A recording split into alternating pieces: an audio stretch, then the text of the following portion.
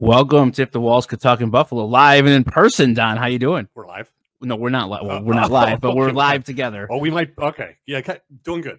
Great. That was a long. I thought you said no curveballs. Yeah, no curveballs. You said No. you did a curveball last time talking about Cowboys, which was great. Yeah. And today's theme, which we had planned for a while, actually works out really well, considering what happened on the game on Sunday.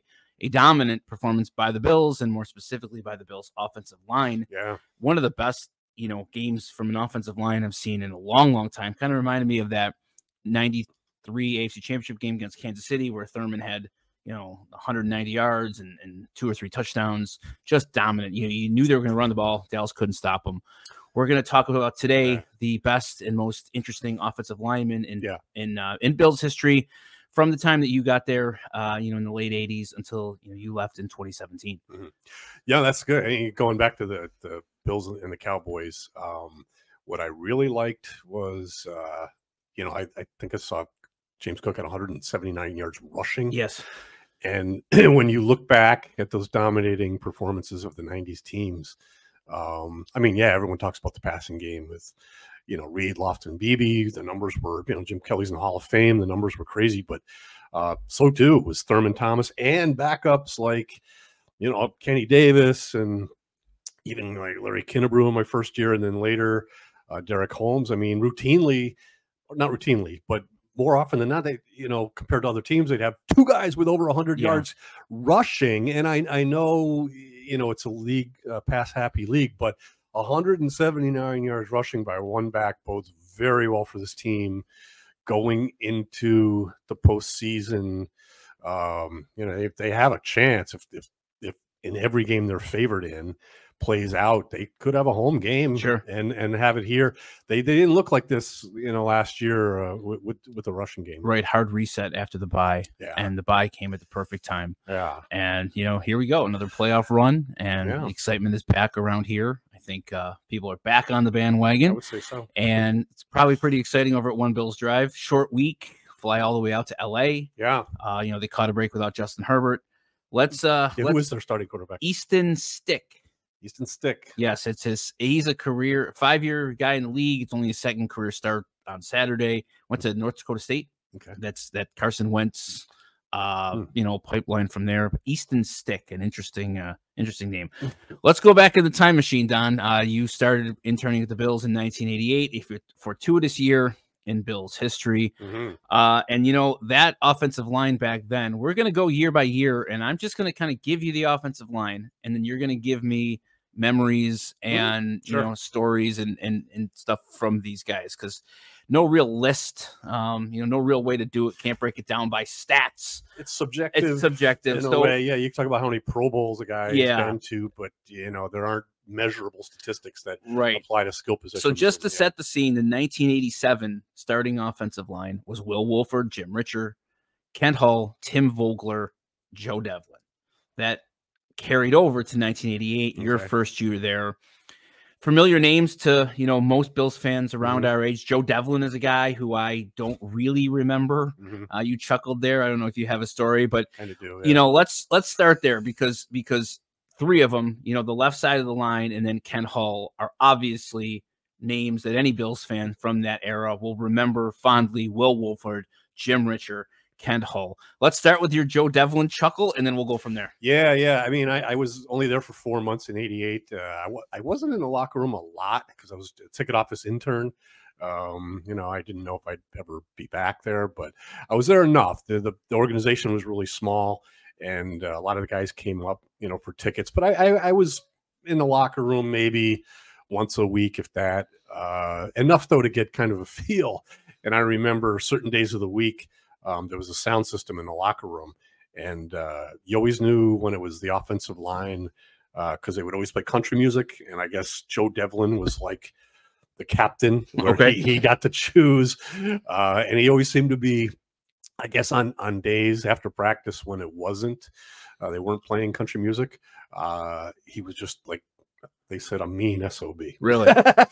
Yeah. Which it was great for him, when he played. Sure. But he was just like snarly and kind of the caricature of what you consider an offensive lineman to be. Yeah. It feels like most of those O lines need like one of those guys, right? Yeah. For people tuning in, it's been said quite a bit, but the offensive line is almost its own little unit, right? Sure. Even in the locker room, the meeting rooms, there's usually 10, 11, 12 guys. Now there's more with, a larger practice squad, but back then, 5 starters, 3, 4 backups, right? The long snapper. So it was probably a group of like 9 guys. It was kind of the biggest position group probably back then of guys that were carried on the roster, right?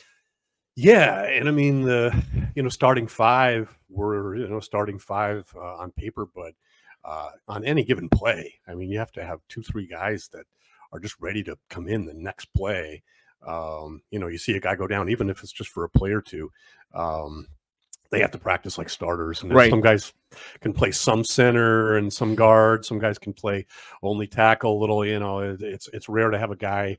I think Glenn Parker probably talk about was one of the few that could play every position, but they're all kind of situated together in the locker room. They had their own little like corner of the locker room, right? Like it's just a large position group, and they in more ways than one. And they had an identity, and it was just kind of unique, even in a football locker room. It was like a subsection of the football locker room.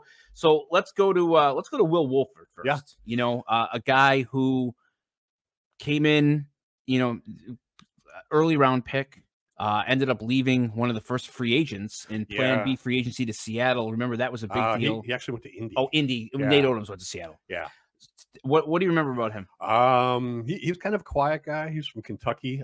Interestingly enough, I've actually reconnected with him in recent years a little bit. He's good friends with Eric Wood. They live in Louisville together. He comes up for Eric's fundraiser. But I remember, not a whole lot about him when he was there because he was pretty quiet. But in the off season, there was all this talk like, oh my gosh, Will Wolford's it's gonna be hard to keep him, hard to pay for him. And little did we know that Indy, in a brilliant way, offered him a free agent contract that said the Bills had a right to match it. And the contract stated that Will Wolford would be the highest paid player on offense on the team. I remember that. Yeah. So if the Bills kept him, that meant he had to be paid more than Jim Kelly and Thurman Thomas. That's crazy. And now the Indy offense in 1993 did not feature any. No. That kind of a clause would not be legal now in the NFL, right? It would be harder. It would be harder to make that. You don't see it as often, but back then it was the beginning of free agency, so the Colts tried it and it worked. Were the Bills upset? Yeah. Were they upset at that clause, especially? Yeah. Because that's not just, hey, here's a bag of money. It is specifically like a big middle finger saying, hey, you can't match this. You can't do this. Yeah, and we know it, so that's how we're going to get them. And there was no thought to keeping him, unfortunately. Not under those conditions. You couldn't. You couldn't. Yeah, because then if it had like future years. If you extend Jim Kelly and Thurman Thomas, Wolford had to make $1 more. Man, it's pretty brilliant. Yeah, I do remember that. And as soon as you heard that, you're like, oh, their hands are tied. Right? What can you do? And if you were the Colts, it's kind of smart because, like you said, they had no real offensive skill guys at the time that were even approaching, that level of wow. Well, that's a good one. Jim Richer, a guy who I remember as a kid had the neck. Yeah, the neck brace. He was a great pulling guard, undersized. You can just picture him around the corner, Thurman right behind him. Yeah, seemed like a guy just from afar that almost seemed too small. Was he small in comparison to the other compared guys? to the other guys? He was, but you're right. When he pulled out there, he looked like an oversized fullback. Yeah, he had the neck thing. I was intrigued with him because, like Devlin, I had heard from people that were like he was one of the guys that was there in the early 80s for when the Bills made the playoffs before that horrible stretch of years. Yeah, he was there throughout the entire decade of the 80s. He ground out the 84 and 85 teams, looking here. Yeah. Him and Wolford was the right guard in 86. Yep. So, those two guys went through the bad times as well. Exactly. What was very cool about Jim Richer, though, and a lot of people I remember mispronounced his name. They would call him like Richter, like it would be Richter. It's not. It's you properly said it. Ritch. Richter, not Mike, not like Mike Richter, the old goalie from the Rangers. Right. So, but years later, he became a pilot, and I remember a couple cool things we heard during the week that there was going to be a flyover pregame, and that he was going to be the pilot for it. Oh, really? And then another time, Oh, that's super cool. Yeah, another time, we were on the road traveling somewhere, and we found out, guess what? Your pilot today is Jim Richer. he flew one of our you personally, or the Bills charter? The Bills charter. No kidding. Yeah. Was he the pilot or the co-pilot? I don't know, but he was up there. Really? Did he come back and like talk during the flight? Do you remember? Yeah, no, but I'm sure he talked with some guys like Woody, and how I would love to ask Woody about that. How interesting! Yeah. Wow, so he was the pilot. We were said Jim Richards. Sidebar, you're getting their compliments of courtesy. Sidebar here, you flew on the Bills charter how many times? You think 75? Every game, 10 times a year, from 05 to 17. Oh, geez. So let's say 150 times in that area. Any good pilot stories? They tended to be they were sort of, they kept in their place up at the cockpit. Well, we had the same servers every week. Okay. And there were some I was going there failed next. pretty miserably. Okay. They just were either too, oh my gosh, I'm doing a Bills plane, okay. or they were really grouchy for some reason. Or were they like from the airline itself, or were they? Yeah. Okay. But they were guaranteed that they had a contract that they would do every one of our games. Okay. Did they get like a tip? Did you get any? Do you think they got compensated any more for doing that flight? I think they got like Christmas bonuses or something. Okay. Sometimes you could see where some people might be. Oh man, I'm doing the Bills. Okay. Mm-hmm. No. They had to put up with some. Oh, I'm sure they did. Yeah. Any close calls in the air? Anytime you were ever worried about flying? There were a couple times where we did that old suddenly just drop like 1,000 feet where you feel like it in your stomach, and everybody, it kind of freaks out. There was one game, oddly enough, that it was a preseason game we played in Cleveland, and I would have been flying, but they wanted me to advance the game, so I drove to Cleveland, and I was there. So when the team got there, I was part of making sure the rooms were ready and their keys were ready and all that stuff. And everyone that came off the bus looked like they had seen a ghost. Because they all said the plane, thunderstorms or whatever, did something. It was unlike anything any of them had ever experienced. They were still talking about it that night. And these are guys that fly quite a bit. Yeah, and they all thought they were going to die. And this is Buffalo to Cleveland. Buffalo to Cleveland. Geez, what's that, a 30-minute flight? At most? Yeah, something like that. 30, 40 minutes tops. Yeah, and they were all at dinner. They were like, still can't believe what happened today. Wow. Wow. Yeah. Good for you to not be. I know. Wow. Right. That's crazy. Okay. So just a little fun sidebar there. So we go, and obviously we're going to talk about Kent Hull here. But we're gonna move to the 1989, 1990. 1990 is the line that you remember. You see Bill's VHS, the great follow on Twitter. He posts every once in a while some old clips of the Raider championship game, whatever. And there's that graphic of the 5 linemen, and you could just name them, right? Like Wolford, Richer, Hull, Davis, Ballard. Like that's it. When you think about the 1990s and you think about the offensive line, to me, that's the offensive line that you think of in that order. Yeah. So we had John Davis on our show, way back, not even when we were with Cover One. Kind of would like to have him back on, maybe sometime. One of the greatest nicknames in sports history. He was the refrigerator mover because he matched up so well in college against Refrigerator Perry. He's exactly what I pictured him to be. Southern guy, humble, proud of what he's done, working on some charities, but just another one of those offensive linemen who's exactly kind of what you think he would be. Agreed. And then give me a good House Ballard story. Well, obviously the team was like pleasantly surprised by how good he was. They knew he was huge, but he came from like Alabama A&M I believe so. Yep. Late round draft pick. I forget what round, but for him to step in as a starter at right tackle, he did a solid job, earned a starting position. Was he significantly bigger? I mean, his nickname was House, which is a great nickname. Was he significantly bigger than even like Will Wolford and Kent Hull, like in person? Was he just? I think you just this happens every time. Let's go. Oh gosh, hope he's not listening. But pregame in a locker room, guys have to do their business, whatever they need to do. They need to know that they are ready to play without any bodily function issues, Sure. you know, Unencumbered. So the bathroom stalls are full. I think a guy's just, you know, even just preemptively throwing up. Yeah. Throwing up. Yeah. All the rest. Urinals are full. The stalls are full. Oh yeah. You know. Yeah. It's not a pleasant thing. No, it's not. It's not glamorous. There. It's not sexy. It's not glamorous in the locker room before a game. It isn't. But I remember I heard a phrase, a Southern phrase I never heard before until he said it. He's like, I got to go blow mud. Wow. All right. I've never heard that. I'm sorry. Blow mud. No, don't be sorry. This is blow mud. And it took me a second. I'm like, oh. I love it. That's amazing. Yeah. I guess they say that word. That sounds about right.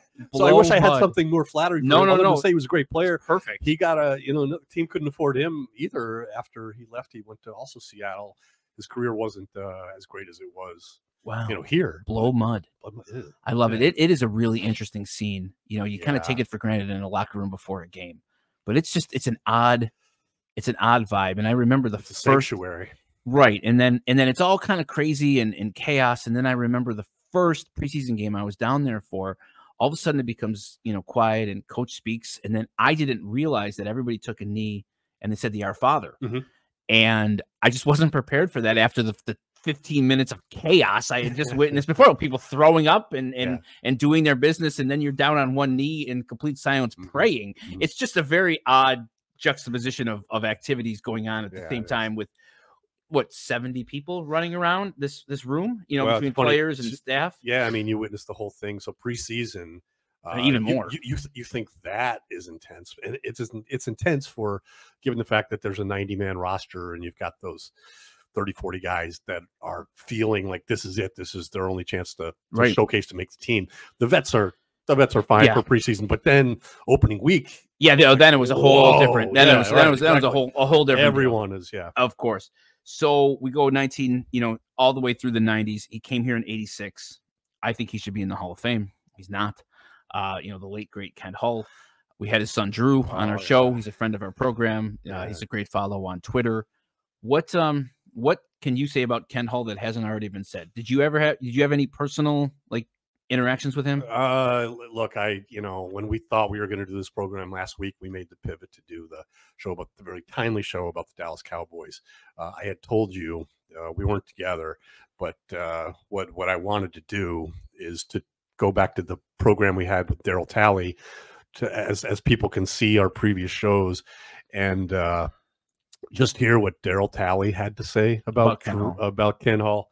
And Ollie basically, I would encourage anyone to go back and listen to it. I'll post it on Twitter. Yeah, that's perfect. About this is just a mountain of a man. You put your hands on him. You put your hands like you. But I think of anyone really from that team whose name comes up.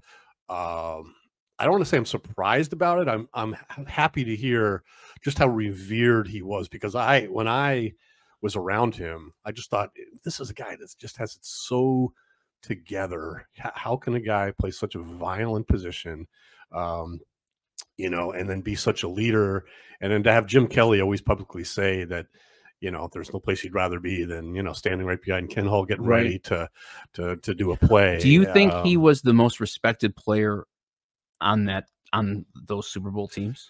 That's saying a lot. He's on the Mount Rushmore easily. He may be the most respected player. He clearly wasn't the most talented. That was 78, and he wasn't. He wasn't the. He wasn't the most well known. He was probably the most underrated. Yeah, that was partially his doing, partially just the fact that he wasn't out there beating his chest, or he talked. But I think Mark Gahn from the Buffalo News told us that the one player, no matter how badly a game went, the one player he could always count on stepping up and speaking to the media was Ken Hull, if you recall. Yep, and he was crazy durable. Yeah. I don't ever remember him missing games. No. You just you took for granted. That entire offensive line unit in the 90s was unbelievably durable. It was always, it was Wolford, Richer, Hull, Davis, Ballard. Yeah, Davis every game. Right, Davis and Glenn Parker became a little bit interchangeable. We're going to get to Glenn Parker in 92. That was about it. You're right. But those four were there every single game, and you knew what you had. And the famous Drew Hull told us, Kent would pivot with one hand down and one hand behind him, directing traffic, and he was probably as responsible for the K-gun offense as Jim Kelly was. maybe even more. Maybe so. Yeah. I think it's underrated. It's crazy, and you need guys like that on your team. He's like, for younger people, he's probably like Jason Kelce is to the Eagles, right? That's probably an apt comparison. Yeah, Jason Kelce, And publicly has so much more flair. Personality-wise, they're different, but you're right. In terms of on the field, absolutely, I could see where that's a good. Comparison. He was clearly the captain of the offensive line, but the further away you get from it, and the more you realize he was probably the captain of the offense. Because the offense sure worked okay when Thurman was out with Kenny Davis, and it worked okay when Jim was out with Frank Reich. You never really saw it with Kent out, and I don't think I would have wanted to, because I don't think it would have been the same. Yeah, it would have been. You wouldn't want to see that. No, thankfully we didn't have to. Pretty wild. 1992, Glenn Parker gets introduced, kind of intertwined in here with John Davis. Now, he was like a first-round pick, right? I think so. And kind of became like this utility guy, the jack of all trades. What was he like? Yeah, he was a very studious guy. Like he would occasionally you'd hear him talk about he's a big reader. Okay. He was into political science.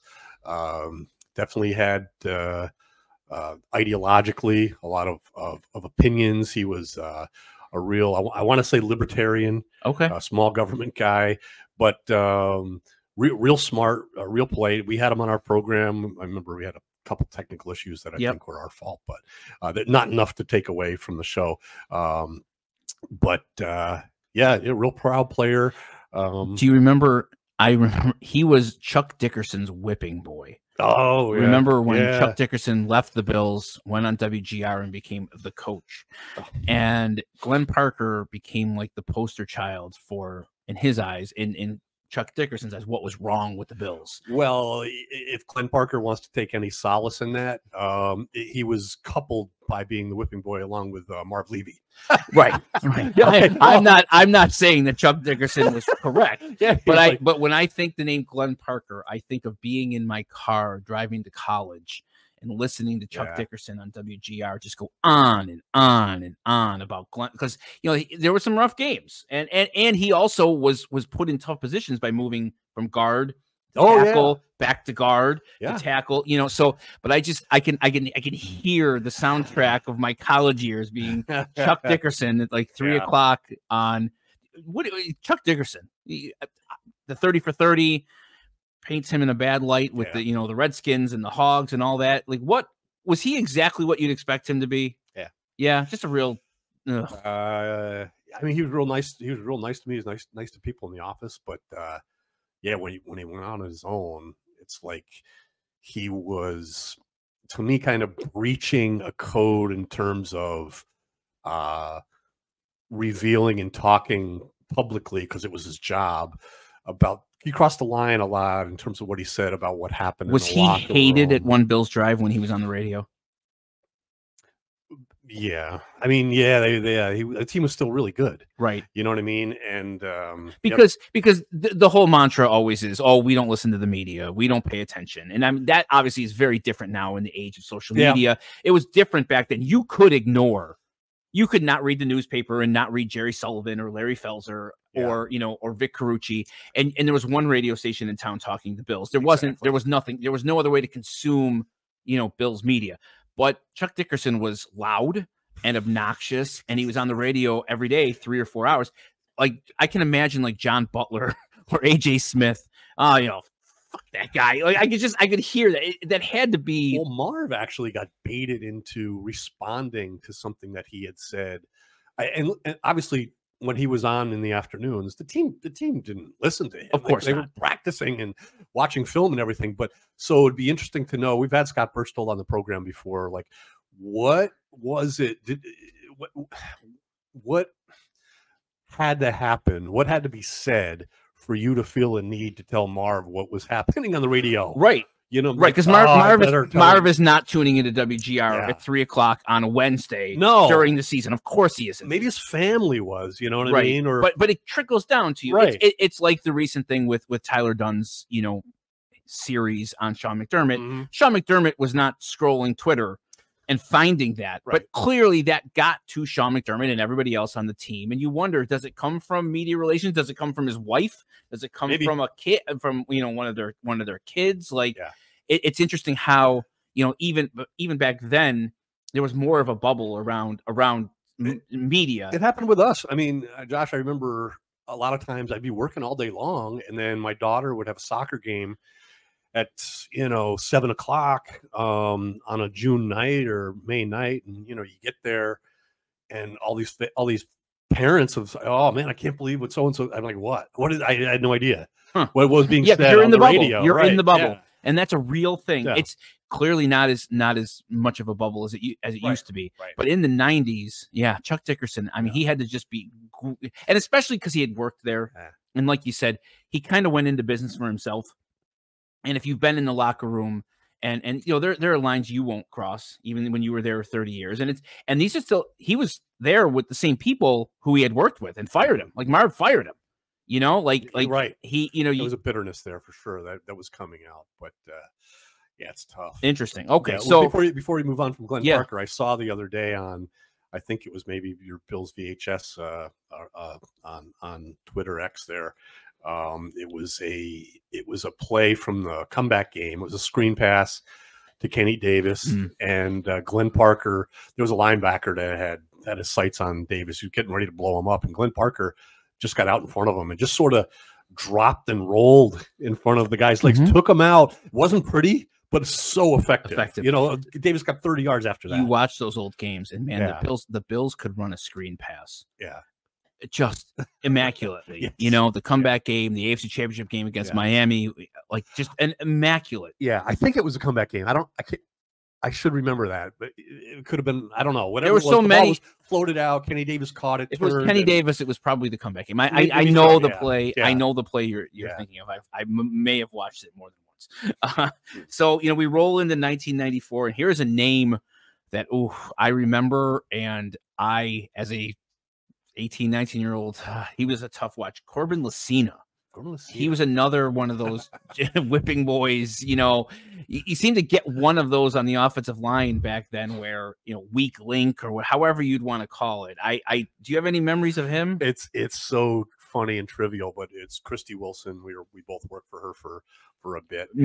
Ralph Wilson's daughter. Yes. And so she would come into town, and when she was there, we had to really roll out the red carpet. Oh, the queen is here. If she was there for a week, we're every day that week you had to. The queen is here. And I remember it was in the hallway or the cafeteria, and Corbin Lucina came up to me. I probably his rookie year, and asked me something. Hey, and she said, "Oh, who is that?" I said, "Oh, it's Corbin Lucina." She's like, "Is he a player?" I'm like, "Yeah, he's offensive line." And she goes, He looks like a baby. He looks like he's 14 years old or something. He's a big guy, obviously, but he had just such a baby face. Okay, yeah. That she couldn't believe he was a player on the team. Well, what was he? Probably like 22? Yeah, probably. Yeah, that's funny. And especially if you're 300 pounds. Yeah. And you're 22 years old. But I only had any facial hair whatsoever. Just like this, just baby face. I had to agree, but I knew who he was. Right. So, that's interesting. Yeah. Well, he didn't last very long. How long? I think 2 years he was on the team. He was a quote unquote starter for the 94 season. He might have been there longer, but 3 or 4 as a starter. So 1995 rolls around, and the offensive line gets shuffled a little bit. Will Wolford's gone, House Ballard's gone. The 1994 into 1995 line, we'll have a couple names here that we need to talk about. Left tackle John Fina, and then Reuben Brown. Kent Hull's still there. Our guy Jerry Ostrowski and Glenn Parker at right tackle. So Glenn Parker, has been at right tackle, and then from right guard to right tackle. Mm-hmm. Let's talk Fina first. First round pick, Arizona. He's going to be coming on What Happened on Saturday with Marlon to talk about his son, who is a standout at UCLA, Bruno. Awesome. Yeah. So tell me about Fina. Fina was he's an interesting dude. He was ready. I mean, he came in to replace Wolford, right? Correct. Wolford was out 92, and so the team had to spend a first round pick on a left tackle, and Fina. It was one of those years where everyone knew at least what the position was going to be. Sure, was going to be drafted, and he was the man, and he was ready right away. He played, and I think I want to say in his first season, I would have to ask him about this, but I believe I recall he lined up as tackle eligible and had caught a touchdown pass in a night game. I do remember You that. remember that? Yes, sure. Yeah, but he carried himself. There didn't seem to be much of a learning curve for him, a need for a learning curve. Like he was ready right away. And he played for a decade. Yeah, and when I was there, he's real smart. Yeah. Carried himself with confidence. Some people call it cocky, but I would say he was confident, and he had every right to be. But a West Coast guy. Yeah, and it's interesting with especially with offensive linemen, you get all types of the country. You got Howard Ballard shitting mud, and then blowing mud, and then a guy like Fina is refined, and he's now on X, and he's a cook and a chef, and it's just a very eclectic group of people that come together in this 5-man unit, and you see some of it with where they're from. And not to get all philosophical here, but that's one thing I love about sports. Yeah, for sure. That you've got a group of guys, group of people from wherever, on a team from all different parts of the country, different races, different, but they all come together as a cohesive unit. They work together, absolutely. So I like how you bring that up, and it really is a microcosm of society where it should be. It should be, yeah, and you get diverse, and the offensive line seems to be the position group that has the most diversity in some ways, right.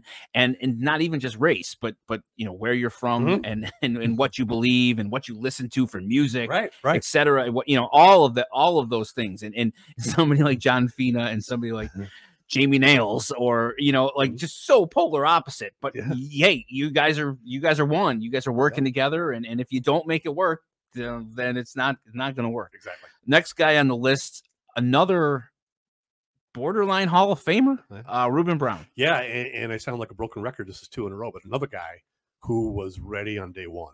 And he was a high pick. He was like the 9th pick, I believe. It was he came in after the 94 season when they finally didn't make the playoffs. Okay. Yeah, 95. Yep. And then the team still had the 95 and 96 seasons were really good, playoff seasons. And he was a starter right away. Motorcycle guy. Yeah. A lot of does a lot of charitable work now.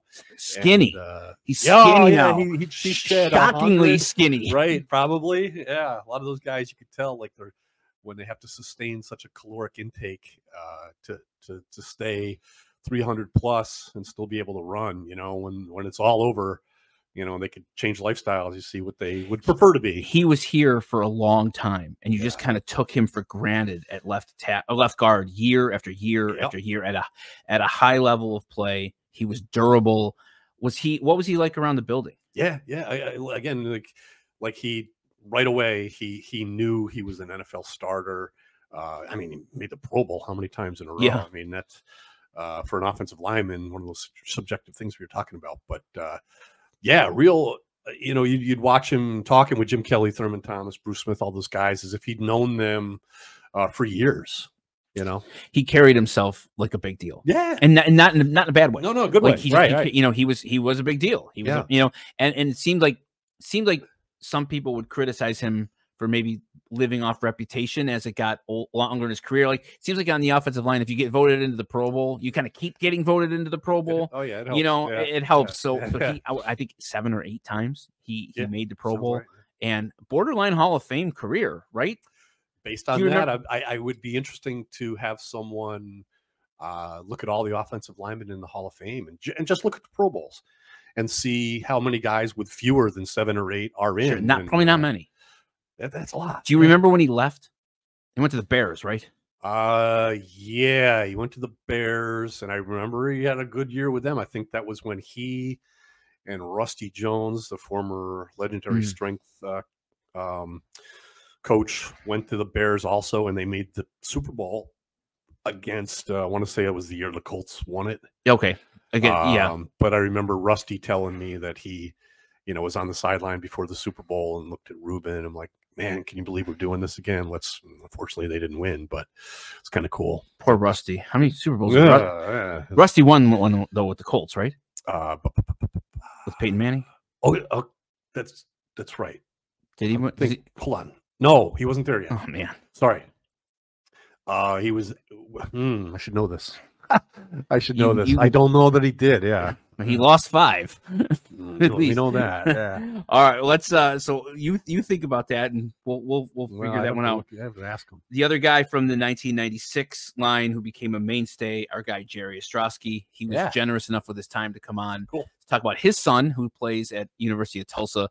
Jerry is, if you were going to draw an offensive lineman in every single way possible, Jerry would be my caricature of an offensive lineman. Like big guy, outspoken, you know where you stand. Very similar to Mike Lodish, who we had on our show as well. Defensive, like if you were going to draw a defensive lineman, that's who I would draw as like a nose tackle from the 90s. Jerry is everything as advertised. Like, and what I always appreciated about him when I was there is you knew where he stood, and he was the guy that would kick somebody else in the ass if they weren't practicing well, paying attention, all the rest. Like he was the grit. He was the voice in the late 90s for that offensive line. Yeah. And I remember him the same way, but I think it's great to see now how much media work he does. He seems really comfortable, really he's really good at it. Yeah, he is. The thoughts just come to him. I remember telling him when he was on our program about in Miami how they have the giant picture of when Flutie got sacked at the end, and he's like, I hate that play. Trace Armstrong only played 12 plays the whole game in the heat where we had to play 75, and he was fresh and acted like he had no idea we were going to talk about that. Sure. And instantly it just came up. So yeah, good guy.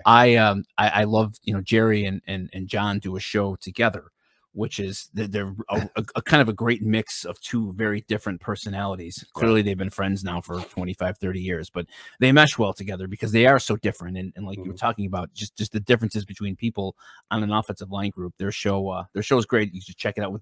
It's with Joe Miller, who we had on our show. That's right. The Overreaction podcast. Yeah. So they do a lot of catching up to do, but I've heard it's really good. They do a really nice job. So we transition out of like the 95, 96 team. You were right. Corbin Lucina started at guard in 1997. I guess I failed in my memory of Corbin Lucina. He was there that long. That's interesting. He must have That's forgettable year. Forgettable year. And Dusty Ziegler came in. Probably not a coincidence that Ken Hull, and Jim Kelly obviously were gone after the 96 season. Dusty Ziegler, I remember, Notre Dame guy. Yeah, poor Dusty Ziegler had big shoes to fill. That's an understatement. Impossible spot. Yeah. An impossible spot. He ended up moving to right guard in 99. Kind of just like a serviceable guy. Some big hype on him coming out of Notre Dame, going to be the starting center right away. But good luck trying to fill Ken Hull's shoes. Yeah, he was serviceable. He was a legitimate starter, but I think what was kind of surprising maybe is that he went to the Giants after that and was even a better player. Yeah, sure was. He was probably a change of scenery guy where it helped. Yeah. We get into 98. Joe Panos came in. He was a pretty big free agent signing, right? He, and you chuckle and I chuckle too. He was a difficult human being to be around. At least in my role, he let you know where you stood. And you never really, not very many people stood on his good side, at least from my memory and recollection. Yeah, I know he came from the Eagles, right? Yes. But he also, I don't know where he was from. But it's almost like if he wasn't from Philadelphia, which would have been coincidental. Yes. He brought a Philly kind of attitude, swagger to the team. That's a good way to put it. Yeah. And I don't know what the story is to this day, but Doug Majeski, he's still there, I believe. But wow. I'm the former one. But I remember when I started handling the scouts' expense reports, they asked me to, kind of approve them and track them. And Doug Majeski came to me with an expense report, and he's like, "You're going to let this one go through, right?" I'm like, "I haven't seen it yet." And he goes, there's a line on there called meals and entertainment. Okay. And scouts rarely, like for them to have to use that line, it would be a case of them, like, I don't think they can give anything to a head coach at a college, but it would be an athletic director or something that was like, they would really have to see a big bang for the buck in terms of what even if it was a small amount. because those things get scrutinized. But it was like a $300 bill or something, and he's like, if you have any problem with this expense, ask Joe Panos and his agent about it or something. And I'm like, okay. Sure. All right. I forget how it got resolved. I think we paid him for it, but if he ever hears this, he's probably laughing about Doug felt the need to kind of prepped me for an unusual expense that had something to do with Joe Panos. Yeah. He was fiery. Yeah. And you know, like you said, Philly, perfect example. Like just Philly. For all I know, this is speculation, but he must have told Doug, "Hey, you guys want me? You'll pay for this, right?" $300 is probably not the end of the world. Yeah, 1998 though, that was a few drinks. Sure, right there. A few steaks. Yeah, for sure. So you know, the line in 1998. Going into 1999, Fina, Brown, Ostrowski, Jerry moved to center from right tackle, which is what shows his versatility and how good of a lineman he was. Dusty Ziegler, and then the largest human being who I have ever really truly met in person and shaken their hand is Robert Hicks. Oh yeah, that dude was big. I mean, he was massive. He was 6'7", 6'8". You know, another Southern guy. Yeah, real quiet. Intimidating, but not personality wise. Real, you know, real quiet. Yeah, unassuming, but just the largest human being. Like you stood next to him and you felt like a child.